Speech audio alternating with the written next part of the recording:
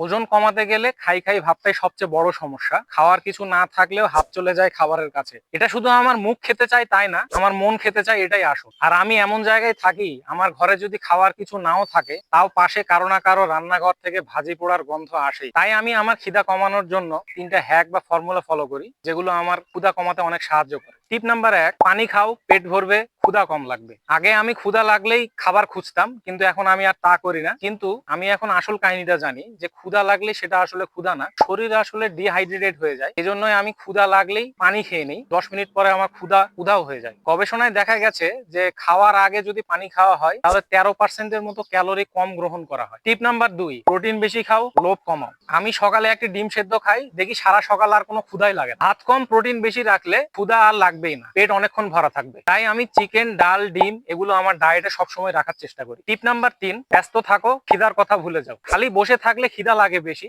তাই আমি বাড়ির ছোটখাটো কাজ থেকে শুরু করে ইউটিউব ঘাঁটা থেকে শুরু করে সবসময় ব্যস্ত থাকার চেষ্টা করি, যাতে আমার মস্তিষ্ক খাবারের কথা আর কখনো ভাবতেই না পারে। এই 3টা টিপস যদি আমি নিয়ম করে চালিয়ে যেতে পারি, তাহলে খিদা কমবে, ক্যালোরি কমবে, আর ওজন কমা তো সময়েরই ব্যাপার। শরীর চালাতে ঠিকই আছে, খাওয়া লাগবে, কিন্তু বাঁচতে গিয়ে আবার বেশি খেয়ে মরারও তো দরকার নেই। আজকের দিন শেষ, কাল আবার দেখা হবে, কিন্তু এই যুদ্ধ চলবেই।